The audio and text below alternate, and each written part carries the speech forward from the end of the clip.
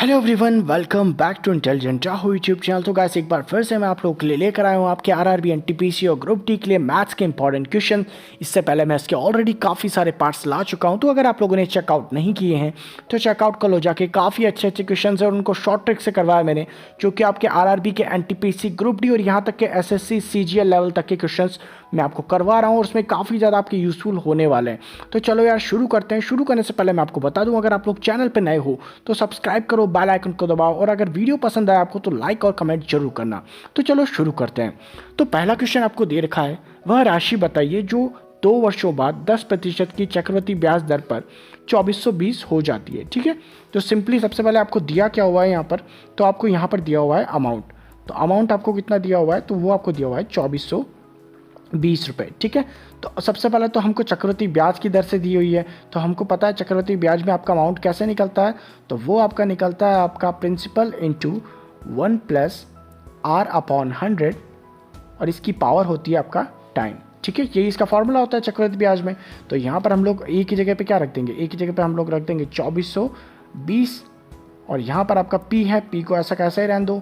उसके बाद में 1 plus R, rate of interest आपको दे रखी है 10%, तो यहाँ पर हम लोग 1 प्लस 10 अपॉन 100 लिखेंगे और इसकी पावर हम लोग कर देंगे कितनी, 2 वर्ष दे रखी है हमको तो 2 कर देंगे। ठीक है, नीचे चलते हैं यहाँ पे, तो यहाँ पर हमको 2420 ऐसा का ऐसा ही लिख देना है अभी। उसके बाद में आपका P जो है उसको ऐसा का ऐसा ही रहने दो। 1 प्लस 10 अपॉन 100 है, तो इसको हम लोग सॉल्व कर लेंगे तो हमारे पास हो जाएगा 110/100। ठीक है, और इसकी पावर 2। यहाँ पर हम लोग 0 से 0 काट देंगे। अब यहाँ पर हम लोगों के पास क्या बचा, तो यहाँ पर हमारे पास बचा क्या, 11 का स्क्वायर अपॉन 10 का स्क्वायर। तो हम लोग यहाँ पर आगे और सॉल्व कर देंगे तो 2420 और ये है आपका P इंटू, और यहाँ पर आपकी 11 का स्क्वायर हो जाएगा जो कि आपका 121 हो जाएगा और 10 का स्क्वायर हो जाएगा तो वो आपका हो जाएगा 100। ठीक है, तो यानी कि आपका जो P इंटू 121 अपॉन 100 है ये आपका इक्वल है 2420 के। तो यहाँ पर हम लोगों को साफ साफ पता चल रहा है कि आपकी जो ये वाली वैल्यू है आपका 1 to 1 है वो चला जाएगा 2420 के नीचे। क्रॉस मल्टीप्लाई हम लोग करेंगे तो यहाँ पर 2420 अपॉन में 121 is equal to P upon 100। ठीक है, ये इसी तरीके से हो जाएगा। यहाँ पर हम लोग इसको काट देंगे इससे, तो ये आपका 2 बार इसको काट देगा 20 टाइम। तो यहाँ पर आपका P की वैल्यू क्या निकल कर आ गई, तो साफ साफ हमको पता चल रहा है 100 मल्टीप्लाई हो जाएगा इधर, तो आपका 2 0 और 2 0 100 से मल्टीप्लाई हो जाएंगे, यही आपका प्रिंसिपल होगा। ठीक है, तो कौन सा आपका ऑप्शन सही होगा, तो ऑप्शन आपका 1 वाला सही होगा। फाइन, तो यहाँ पर आपका ऑप्शन 1 राइट आंसर है। तो अब देखो यार, ये तो हो गया आपके फॉर्मूले से। अब आपको बहुत से लोगों को फॉर्मूलेज नहीं आते, तो वो लोग कैसे करेंगे, तो उसका भी यार एक सिंपल सा तरीका है। सिंपली आपको रेशियो देखना है। रेशियो क्या दे रखा है आपको, 10%। ठीक है, तो 10% का मतलब क्या होता है, यानी कि आपका 10/100। ठीक है, अब हमको पता है ये जो होती है आपका मूल राशि होती है और ये होता है जो ऊपर वाली होती है ये इंक्रीमेंट होता है या फिर डिक्रीमेंट होता है। तो यहाँ पर हम लोग को पता है कि 2 वर्ष की राशि पे चक्रवृद्धि ब्याज है, यानी कि इंक्रीमेंट ही होगा। तो यहाँ पर हमको क्या पता चला, आपका जो ये तो नीचे वाली राशि प्रिंसिपल है, ये आपका CI है। तो यहाँ पर जब हम लोग इन दोनों को ऐड कर देंगे तो हमारे पास क्या आ जाएगा, 110 आ जाएगा। 100 + 10 यानी कि 110 और यही आपका क्या होगा, अमाउंट होगा। ठीक है, तो ये आपका अमाउंट हो गया। तो अमाउंट हमारे पास ये कितने वर्ष का है, ये तो 1 वर्ष का आया। तो यहाँ पर हम लोग क्या करेंगे, 100 से आपकी राशि 110 हुई है 1 वर्ष में, तो दोबारा से 100 से 110 होगी दूसरे वर्ष में भी। ठीक है, तो यहाँ पर आप लोग 0 से 0 काटना चाहो तो काट दो। यहाँ से हम लोग 0 काट देते हैं, यहाँ से हम लोग 0 काट देते हैं। तो यहाँ पर हमारे पास प्रिंसिपल क्या आ गया, प्रिंसिपल हमारे पास आ गया ये वाला, यानी कि 10 × 10 अपॉन 10 × 10 इज इक्वल टू 100। और वहीं पर आपके पास जो अमाउंट आ गया वो आ गया 11 × 11 यानी कि 1 to 1। अब 1 to 1 को आप लोग वापस से 2420 के इक्वल कर लो और 100 को मल्टीप्लाई कर दो तो आपका प्रिंसिपल निकल जाएगा। ठीक है, तो ये दोनों तरीके हैं। वैसे दूसरा तरीका काफ़ी ईजी है, अगर आपको कॉन्सेप्ट समझ में आता है इसका तो आपके लिए काफ़ी ईजी हो जाएगा ये वाला। चलो नेक्स्ट क्वेश्चन करते हैं। यहाँ पर आपको दे रखा है, एक आदमी ने 108 रुपये पर, ठीक है, 108 पर 12.5% की स्टॉक में 27,000 रुपये निवेश किए, उसका प्रतिशत लाभ होगा। ठीक है, तो सबसे पहले तो ये चीज़ याद रखो, जब स्टॉक्स में आप लोग निवेश कर रहे हो तो जो 108 दे रखा है आपको, यानी कि इसका मतलब ये होता है 108 में उसने 100 शेयर खरीदे। ठीक है, 100 में निवेश किया, उसको हमको दे रखा है टोटल उसने कितने निवेश किए, 27,000 रुपये। यानी कि अगर हम लोग टोटल उसके शेयरों की संख्या गिने तो वो आपकी हो जाएगी 27,000 डिवाइड आपका एक शेयर 100 शेयर की संख्या है 108। ठीक है, तो यहाँ पर 108 हो गया। तो अब यहाँ पर 108 कर दो और यहाँ पर हम लोग इसको काट देंगे तो 27 चौके 108 और यहाँ पर 27 एकम 27। तो यहाँ पर जो है आपका ये 4 से चला गया कितनी टाइम, तो 250 टाइम। अब हमको पता है कि 108 में 100 शेयर खरीद रहा था, तो यहाँ पर हम लोग इसमें 100 और मल्टीप्लाई कर देंगे यानी कि 25,000। ठीक है, तो यानी कि टोटल उसने शेयर कितने 25,000 खरीदे। ठीक है, अब यहाँ पर देखो 25,000 ने शेयर खरीदे, नाउ हमको वो कह रहा है 12.5% स्टॉक में, तो यानी कि इतने प्रतिशत का उसने वो करा, उसमें मतलब उसका उसको फ़ायदा हुआ। तो यहाँ पर हम लोग कह सकते हैं कि जो आपका 25,000 है, तो 25,000 इंटू आपका हमको पता है 12.5% को आप लोग 1/8 भी लिख सकते हो। ठीक है, 1/8 लिख सकते हो 12.5 को। हम लोग यहाँ देख लेते हैं 11 से ही 1/2 को आप 12 दूनी 24 और 25/200 लिखोगे। ठीक है, यही होता है आपका परसेंटेज में।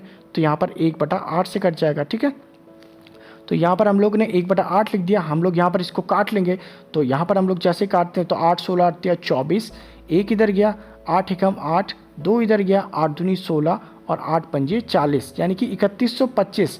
तो 3125 का उसको टोटल फ़ायदा हुआ है। ठीक है, क्योंकि 12.5% की उससे खरीदे थे उसने, तो 3125 का फ़ायदा उसको कितने पे हुआ है, तो हमको पता है मूल राशि उसने कितनी निवेश करी थी 27,000, तो यानी कि उसको फ़ायदा हुआ है 3125 का 27,000 पे। ठीक है, तो 27,000 पे निवेश हुए, तो हम लोग इसका परसेंटेज निकालने के 100 से मल्टीप्लाई कर देंगे, 2 0 से 2 0 जाएंगे। अब इसको 27 से ही काट लेते हैं, तो 27 से आपका जाएगा कितनी बार, तो 10 टाइम। 27 से आपका कितना, एक बार, और आपका 4 इधर गए, तो यहाँ पर 27 से कम 27 दोबारा से हो जाएगा। ठीक है, तो यहाँ पर देखो आपका कुछ, अगर आपको पता है कि यहाँ पर 11 टाइम मल्टीप्लाई होगा ये, और कुछ रिमाइंडर भी बचेगा। ठीक है, नीचे आपका 10 है, ऊपर आपका 11 टाइम मल्टीप्लाई होगा, कुछ रिमाइंडर बचेगा। अब देखो ये जो ऊपर रिमाइंडर बचेगा, यानी कि यहाँ पर जो रिमाइंडर बचेगा वो तो इसको काट देगा, मतलब ये दोनों एक दूसरे को काट सकते हैं, तो यानी कि इन दोनों वैल्यू को तो चेंज कर सकते हैं, ये वैल्यू तो हमेशा 11 ही रहेगी। ठीक है, तो 11 आप लोग ऑप्शन में देख लो कहाँ पर है, तो आपका यहाँ पर देख सकते हो कि आपका जो 11 है वो आपका ऑप्शन 2 में दिख रहा है आपको। ठीक है, तो यानी कि यही वाला आपका राइट आंसर होगा। ठीक है, तो ऑप्शन 2 आपका राइट आंसर होगा। अब यहाँ पर देखो तीसरा क्वेश्चन आपको दिया हुआ है, यदि एक स्कूटर सवार 24 किलोमीटर प्रति घंटा की चाल से चलता है तो वह अपने गंतव्य पर निर्धारित समय से 5 मिनट की देरी पर पहुँचता है, किंतु यदि वह 30 किलोमीटर प्रति घंटा की चाल से चलता है तो निर्धारित समय से 4 मिनट पहले गंतव्य पर पहुँच जाता है। उसके प्रारंभिक स्थान से गंतव्य की दूरी ज्ञात कीजिए। ठीक है, तो यहाँ पर हम लोगों को दूरी ज्ञात करनी है, यानी कि डिस्टेंस। तो यहाँ पर देखो आपको दे क्या रखा है कि अगर वो 24 किलोमीटर की स्पीड से चलता है तो वो 5 मिनट देरी से पहुँचता है, और अगर वो 30 किलोमीटर की स्पीड से चलता है तो वो 4 मिनट पहले पहुँच जाता है। तो इसका फॉर्मूला क्या होता है सिंपली डिस्टेंस निकालने का, तो वो आपका होता है m1 इंटू m2 अपॉन में m1 माइनस m2 और इंटू आपका टाइम डिफरेंस, और वो भी आवर के अंदर यानी कि घंटे में। तो यहाँ पर हम लोग सबसे पहले तो m1 लिख देते हैं, तो डिस्टेंस तो हमको पता ही नहीं है, d लिख दो। m1 की जगह पे हम लोग लिख देंगे 24, m2 की जगह पे हम लोग लिख देंगे 30। अब यहाँ पर m1 माइनस m2 की जगह पर हम लोग क्या करेंगे, कोई भी वैल्यू जो बड़ी है वो लिख देते हैं, यानी कि आपका 30 आगे लिख दो, कोई दिक्कत नहीं है, यहाँ पर 24 पीछे लिख दो, और इनटू आपका टाइम डिफरेंस, तो 5 और 4, तो 5 मिनट देरी से पहुंच रहा था और 4 मिनट पहले पहुंचता है, यानी कि डिफरेंस टोटल दोनों को जोड़ दो तो 9 मिनट का है। अब मिनट है तो इसको हम लोग को आर में चेंज करना पड़ेगा, तो हम लोग डिवाइड 60 भी कर देते हैं। तो अब ये जो है आपके पास आ चुका है सॉल्यूशन, इसको आप लोग चाहो तो सॉल्व कर लो। तो यहाँ पर हम लोग इसको सॉल्व करते हैं, तो यहाँ पर हम लोग इसको सॉल्व कर लेते हैं। तो 24 इंटू 30 और यहाँ पर नीचे आपका 6 बचेगा इंटू 9 अपॉन 60, तो 30 से 60 आपका 2 टाइम जाएगा, 6 2 12 हो गया, 12 से आपका ये जाएगा 2 टाइम, तो 9 इंटू 2 आपका 18 किलोमीटर जो होगा वो राइट आंसर हो जाएगा। तो 18 किलोमीटर यानी टोटल डिस्टेंस है उन दोनों के बीच का, यानी कि प्रारंभिक स्थान से गंतव्य के बीच का डिफरेंस है 18 किलोमीटर। अब नेक्स्ट क्वेश्चन देख लो आपका, तो ये आपका ट्रिग्नोमेट्री है, इसमें आपको sine 39 upon cos 51 plus 2 tan 11 into tan 31 into tan 45 into tan 59 into tan 79 minus आपको 3 साइन स्क्वायर 21 और प्लस साइन स्क्वायर 69 दे रखा है, और इसका आपसे मान पूछा गया है। तो कैसे करेंगे, तो सबसे पहले तो एक चीज़ याद रखो, आप सभी को पता होगा कि जो साइन 90 माइनस थीटा होता है वो आपका इक्वल किसके होता है, कॉस थीटा के। ठीक है, उसी तरीके से कॉस 90 माइनस थीटा होता है, वो इक्वल किसके होता है आपका साइन थीटा के। हमको पता है जो 90 डिग्री लाइन होती है उस पर आपके साइन और कॉस चेंज हो जाते हैं, उसी तरीके से टैन और कॉट भी चेंज हो जाते हैं, और उसी किस तरीके से सेक और कॉसेक भी चेंज हो जाते हैं। ये आपका जो होता है एक फार्मूला। इसके अलावा और क्या होता है, तो हमको पता है कि आपका जो साइन 30 की वैल्यू होती है वही आपकी कॉस 60 की वैल्यू भी होती है। यानी कि आपके साइन और कॉस की जो वैल्यू अगर मिलकर 90 डिग्री पूरी कर रहे हैं तो यानी कि इन दोनों की वैल्यूज़ सेम होगी। साइन 30 की वैल्यू हमको पता है कितनी होती है 1/2, और वही कॉस 60 की वैल्यू भी होती है। तो यानी कि आपका साइन 30 और कॉस 60 आपके इक्वल है। ठीक है, तो इसी तरीके से अब आपको मैं क्वेश्चन करवाता हूँ। तो क्वेश्चन में पहले मैं इसको छोटा कर देता हूँ। तो यहाँ पर आप सबसे पहले देखो साइन 39 दे रखा है आपको डिग्री में, तो यहाँ पर आपको साइन 39 दे रखा है, और 51 को भी देखो। तो 51 जो है आपका, अगर मैं उसको लिखूँ, मान लो मैं इसको लिखता हूँ साइन 90 माइनस 39, तो क्या ये 51 के इक्वल है? बिल्कुल है भाई। 90 में से अगर मैं 39 करता हूँ तो 90 में से 39 करते ही मुझे पता है 51 आएगा। तो यानी कि जो मेरा साइन 39 90 माइनस 39 है वो एक्चुअल में मेरा कॉस 51 के इक्वल है। तो यहाँ पर ये जो वैल्यू होगी साइन 39, तो ये मेरी कॉस 51 के इक्वल हो जाएगी। ठीक है, तो साइन 39 ही मेरी कॉस 51 के इक्वल है। तो सबसे पहले तो मैं इस वैल्यू को रख दूंगा ये पहले वाले इसमें। तो यानी कि साइन 39 तो मुझे दे रखा है, अपॉन में मैं एक बार फिर से साइन 39 लिख दूंगा। तो यहाँ पर मेरा साइन 39 से साइन 39 एक बार कट जाएगा। ठीक है, अब इसको हम लोग रख देते हैं अलग थोड़ी देर के लिए। नाउ हम लोग सॉल्व करते हैं दूसरी वाली इक्वेशन जो कि आपको प्लस में दे रखी है, +2 tan 11 tan 31 और tan 45 tan 59 और tan 79। तो पहले तो हम लोग इसको लिखेंगे। ठीक है, तो यहाँ पर 2 लिख दो, tan 11 लिख देते हैं, इसके साथ में tan 39 लिख दो। अब मैं साथ वाली वैल्यूज़ को साथ में रख रहा हूँ जो कि आपके पहले लिख ही देता हूँ चलो, ताकि आपका डाउट क्लियर हो जाएगा। यहाँ पर आपका tan 45 लिख दो। ठीक है, देन आपका tan 59 लिख दो, और देन आपका tan 79 लिख दो। ठीक है, तो ये सब हमने लिख दिया। अब एक चीज़ और देखो, आप सभी को पता होगा, फॉर्मूला शायद आपको पता हो, नहीं पता हो मैं आपको बता देता हूँ। आपका जो tan A into tan B equal 1 होगा अगर आपका A plus B is equal to 90 degree है तो। ठीक है, तो अगर आपका A प्लस बी 90 डिग्री है तो tan A into tan B आपका इज इक्वल टू 1 होगा। तो यहाँ पर हम लोग चेक कर लेते हैं कि आपके A और B 90 डिग्री है कि नहीं है। तो यहाँ पर देखो आपका सबसे पहले tan 11, मैं अलग अलग पेन से लिखता हूँ ताकि आपको समझ में आएगा। तो यहाँ पर tan 11 और tan 79 ये दोनों मिलकर क्या बना रहे हैं, 90 डिग्री बना रहे हैं। ठीक है, यानी कि इन दोनों का तो एक जोड़ा हो गया। तो यानी कि मैं नीचे लिख देता हूँ, तो यानी कि आपका 2 tan 11 और tan 79 ये मिलके तो आपका एक बना देंगे। उसके बाद में आपका tan 39 और इसका भी कुछ नहीं है, देखते हैं कुछ मिलता है क्या। tan 51 होगा शायद यहाँ पर ना,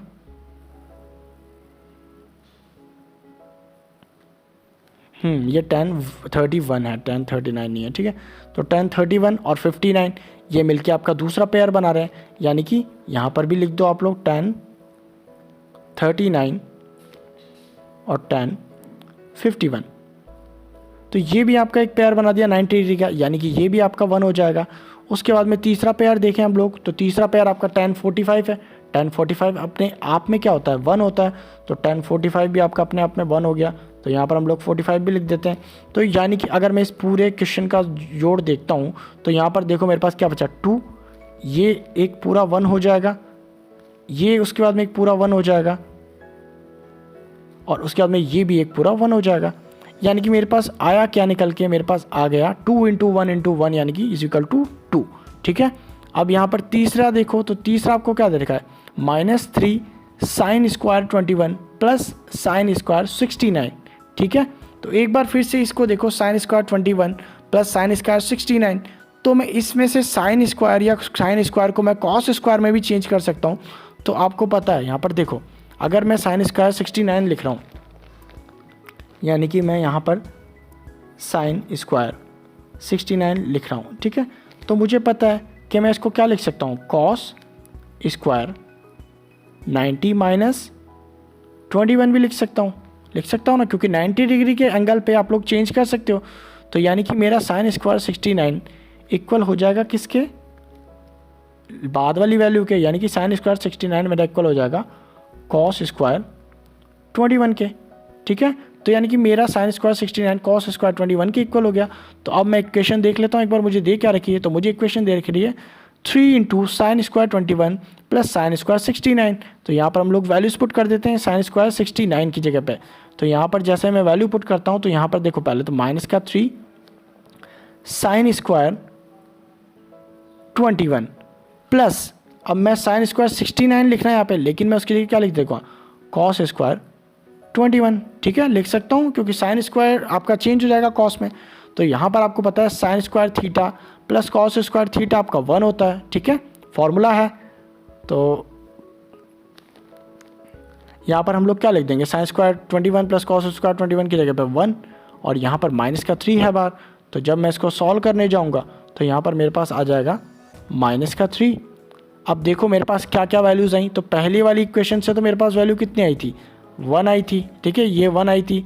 दूसरी वाली सॉल्व करी तो उसके बाद मेरे पास क्या वैल्यू आई थी, 2 आई थी। ठीक है, तो 1 प्लस 2, और यहाँ पर तीसरी में इक्वेशन में मेरे पास वैल्यू क्या आई, तो माइनस का 3 आई। तो तीनों को जोड़ देते हैं तो यहाँ पर 1 प्लस 2 और माइनस 3। तो जैसे हम लोग इसको सॉल्व करते हैं 3 से 3 कट जाएगा, आपके पास 0 बचेगा, और यही आपके इस क्वेश्चन का राइट आंसर होगा। तो आपका ऑप्शन जो 4 होगा वो सही होगा। ठीक है, थोड़ा सा लेंथी क्वेश्चन है, एक बार फिर से यहीं पर समझा देता हूँ। साइन स्क्वायर 39 कॉस 51 है, तो कॉस 51 को आप लोग साइन 39 में चेंज कर सकते हो, क्योंकि इनके बीच में 90 डिग्री का डिफरेंस है। तो ये आपका कट जाएगा एक बार। उसके बाद में आपका 2 10 11 है, 2 को बाहर पटक दो। 10 11 को आप लोग 10 79 से जोड़ के 90 डिग्री कर लोगे, 1 आ जाएगा। 10 31 को 59 से जोड़ के 90 डिग्री कर लोगे, 1 आ जाएगा। 10 45 वैसे ही अपने आप में 1 होता है, तो 2 इंटू 1 इंटू 1 इंटू 1 यानी कि 2 आ जाएगा। तो यानी कि 1 प्लस 2, और यहाँ पर sine square 21 plus sine square 69 है।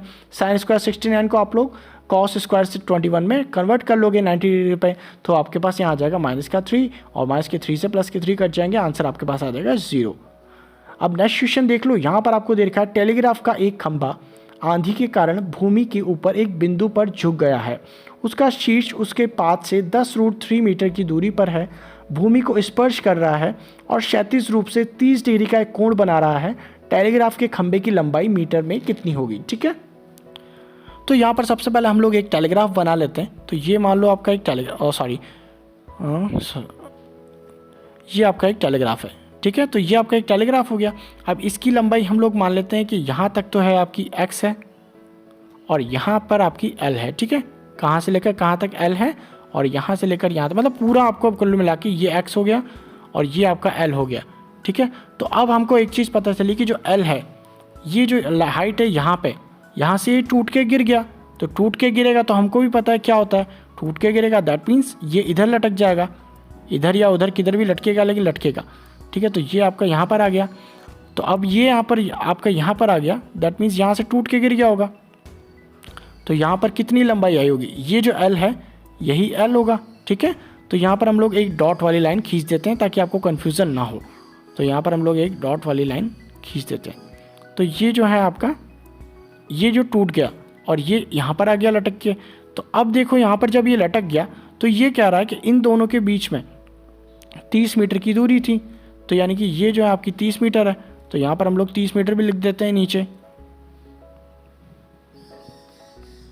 तो ये आपका 30 मीटर हो गया। ठीक है, तो 30 मीटर हो गया। अब यहाँ पर ये कह रहा है क्षैतिज से ये 30 डिग्री का एक कोण बना रहे हैं, दैट मीन्स ये जो एंगल है आपका 30 डिग्री है। तो अगर ये 30 डिग्री है तो ये 90 डिग्री होगा ही सही, ये तो 90 डिग्री होता है। तो ये आपका कितना हो जाएगा, 60 डिग्री। ठीक है, तो अब आपके पास तीनों एंगल्स आ चुके हैं। अब एक चीज़ देखो, मैं आपको एक फार्मूला बताता हूँ, मतलब एक फार्मूला नहीं है, एक ट्रिक है जिससे आप इस क्वेश्चन को काफ़ी इजीली कर सकते हो। तो इसमें आपको एक रेशियो याद रखना पड़ेगा, छोटा सा रेशियो है। आपको पता है आपके 90 डिग्री ट्रायंगल में 3 एंगल्स होते हैं, खासतौर पे इस टाइप के क्वेश्चन में। पहला होता है आपका 30 डिग्री, दूसरा होता है आपका 60 डिग्री, और तीसरा आपका होता है 90 डिग्री। ठीक है, तो तीनों एंगल्स हमने लिख दिए यहाँ पे। तो अब एक चीज़ देखो, अगर आपके यहाँ पर रेशियोज़ होते हैं एंगल के, अगर आपका 30 डिग्री के सामने का जो लंबाई है वो 1 होगी, तो 60 डिग्री के सामने की लंबाई होगी 1√3, और वहीं पर 90 डिग्री के सामने की लंबाई होगी 2 यानी कि 30 डिग्री की दुगनी। ठीक है, ये इनके रेशियोज़ हैं, एग्जैक्ट नंबर नहीं है, रेशियोज़ हैं, यानी कि इसके मल्टीपल में ही चीज़ें आएंगी। तो अब यहाँ पर एक चीज़ देखो कि आपको जो है 60 डिग्री के सामने की वैल्यू कितनी दे रखी है, सॉरी यहाँ पर आपको tan√3 दे रखा है, 30 नहीं दे रखा। ठीक है, तो ये आपका tan√3 है। तो यहाँ पर एक चीज़ देखो, अब आपको 60 डिग्री के सामने की वैल्यू क्या दे रखी है, तो हमें यहाँ पर साफ साफ दिख रहा है tan√3 दे रखी है, यानी कि 1√3 में हम लोगों ने tan मल्टीप्लाई कर दिया। ठीक है, तो अगर हमने इसमें tan मल्टीप्लाई कर दिया तो हम लोग इसमें भी tan मल्टीप्लाई कर देंगे।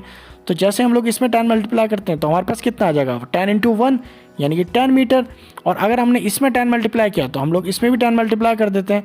तो यहाँ पर हम लोग tan मल्टीप्लाई जैसे ही करेंगे तो आपके पास 2 × 10 यानी कि 20 मीटर। ठीक है, तो अब देखो हमारे पास तीनों की वैल्यूज़ आ गई, यानी कि देखो आपकी 30 डिग्री के सामने क्या है, x है, तो यानी कि सॉरी, तो आपके जो x = आ गया वो कितना आ गया, 10 मीटर। उसी तरीके से आपका 90 डिग्री के सामने की वैल्यू क्या है, l है, और l की वैल्यू हमारी क्या है, 90 डिग्री के सामने की 20 मीटर, यानी कि l = आपका कितना हो गया, 20 मीटर। ठीक है, तो अब हमसे पूछा क्या है कि टेलीग्राफ के खंभे की एक्चुअल लंबाई कितनी होगी, तो हमको पता है कि टोटल लंबाई कितनी थी, x + l थी। ठीक है, x तो यहाँ तक, l यहाँ पे, तो हम लोग x + l कर देंगे।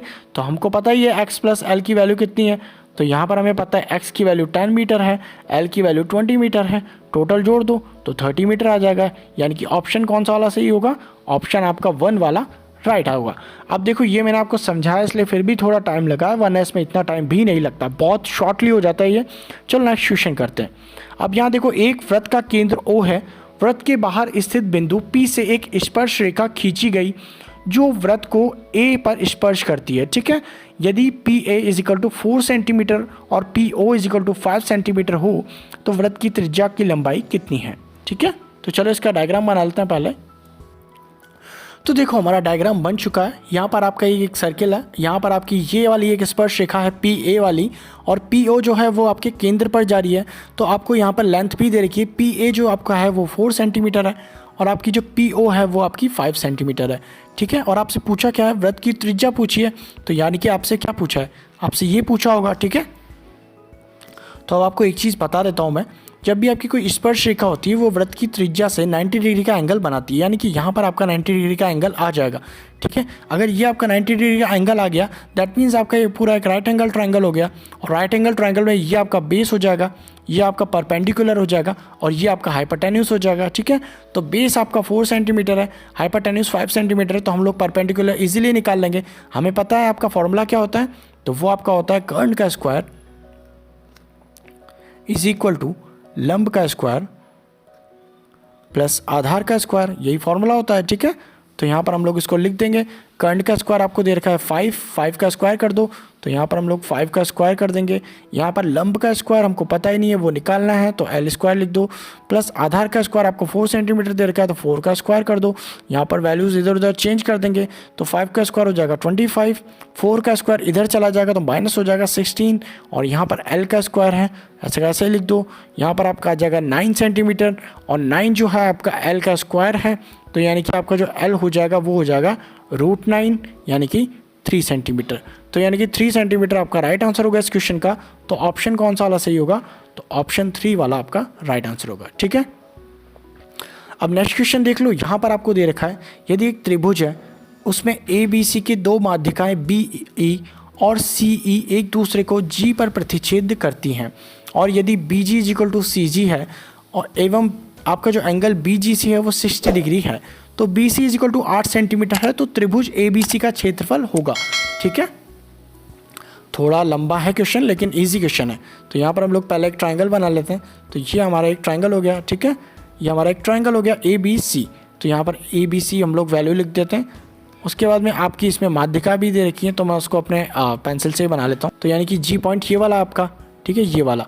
अब यहाँ पर देखो कि आपका जो माध्यिका है, तो आपको BG = CG दे रखा है, यानी कि ये आपका इसके इक्वल है, और आपको BGC दे रखा है 60 डिग्री, यानी कि ये आपका 60 डिग्री होगा। ठीक है, तो ये वाला आपका 60 डिग्री है, तो हमको पता है क्योंकि ये समद्विबाहु त्रिभुज है, दो भुजा इसकी समान है, यानी कि दो एंगल भी आमने सामने के समान होंगे, तो यानी कि ये वाला एंगल जो होगा इस वाले एंगल के बराबर होगा।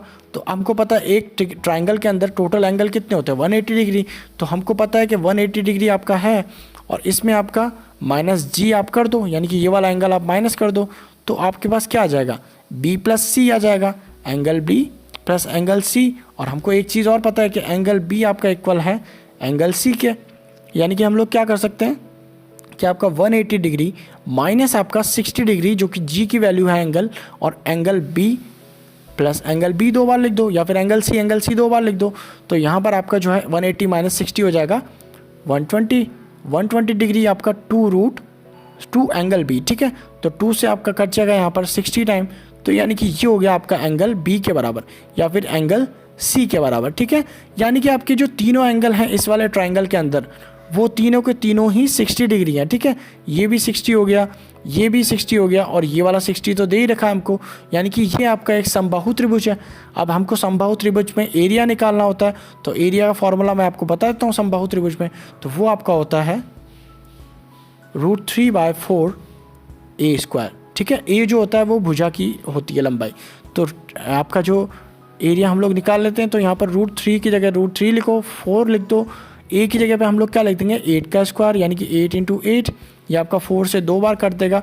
तो यहाँ पर आपका जो ट्राइंगल का आपका जो एरिया आया है वो आपका कितना आ गया, वो आपका आ गया है 16√3, ठीक है। यानी कि आपका जो एंगल कौन सा वाला, आपका जो ट्राइंगल BGC है उसका जो एरिया आपका निकल के आया वो आया आपका 16√3, फाइन। तो आपका ये तो एंगल निकल के आ गया। अब एक चीज़ और देखो, यहाँ पर हमारे पास छोटे वाले ट्राइंगल का जो फॉर्मूला है वो निकल के एरिया निकल के आ चुका है। कौन सा वाले ट्राइंगल का, इस वाले का, इसका एरिया आपके पास निकल चुका है। अब यहाँ पर एक चीज़ और देखो, ये आपका माध्यिका से कट रहे हैं, ठीक है, माध्यिका से कट रहे हैं, तो हम लोग क्या करते हैं, एक माध्यिका ए से और काट देते हैं। ये आपका जी तो है ही सही, तो यहाँ पर हम लोग एक बार और काट देते हैं। अब यहाँ पर चूंकि ये माध्यिका है और हमको पता है जो आपकी तीनों माध्यिका मिलकर एक ट्राइंगल को कितने में काट देती है। भाई आपका मैं एक ट्राइंगल बना के बताता हूँ, एक आपका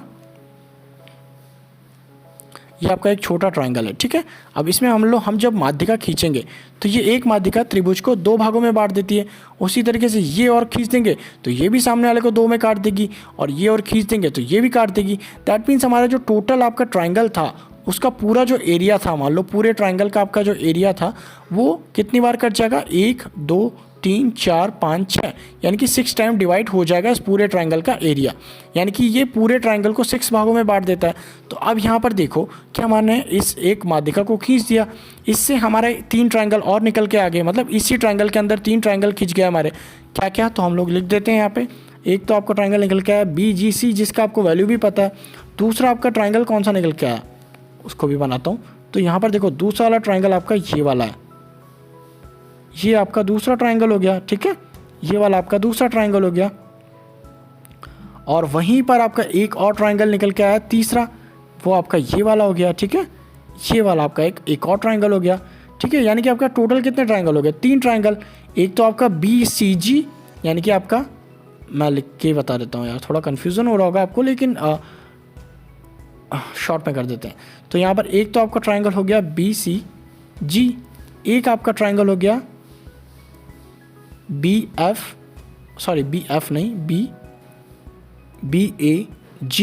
और एक आपका ट्राइंगल हो गया कौन सा, CAG, यानी कि CAG। तो तीनों ट्राइंगल हो गए, और ये तीनों एक दूसरे के बराबर होंगे क्योंकि माध्यिकाओं ने इसको काटा है, ठीक है। हम लोगों ने पढ़ा है माध्यिका एक पूरे त्रिभुज को 2 भागों में बांट देती है।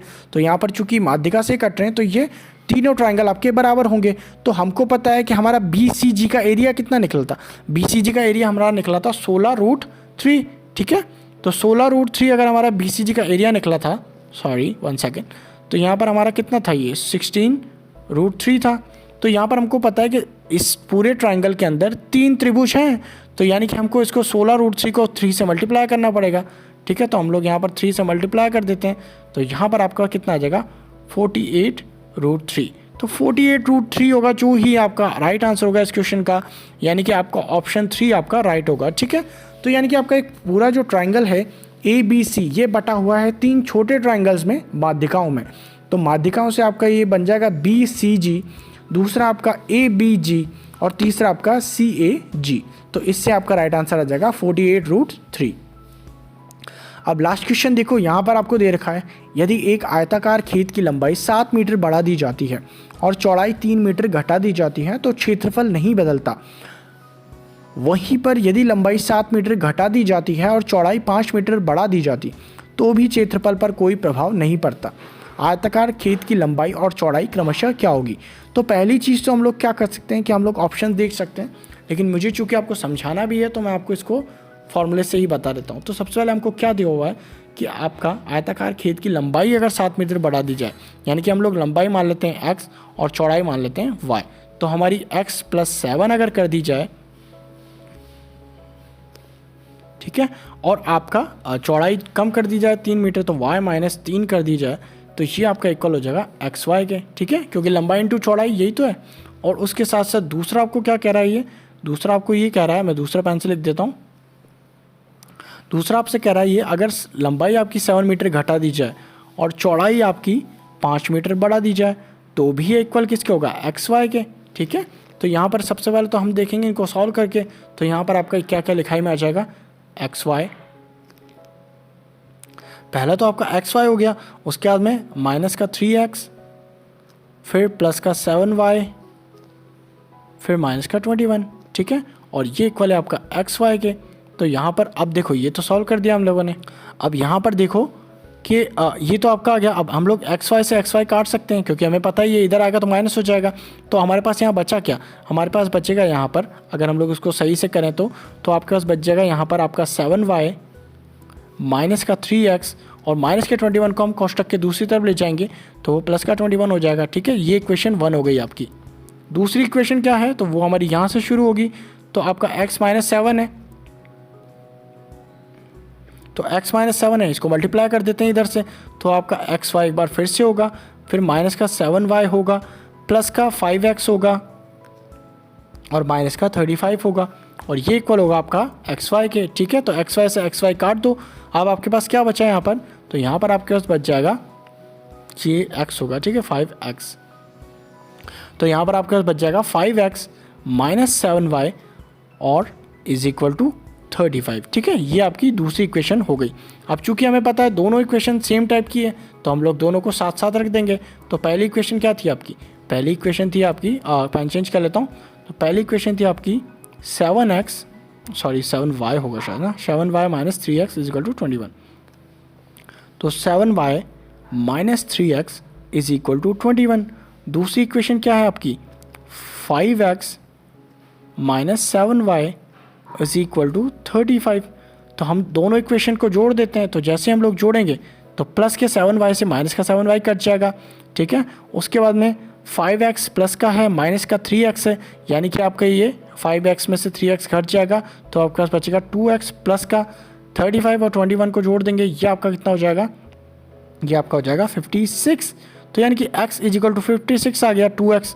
तो यहाँ पर हम लोग आगे सॉल्व करेंगे तो x इज इक्वल टू हो जाएगा आपका 56/2 यानी कि 28, ठीक है।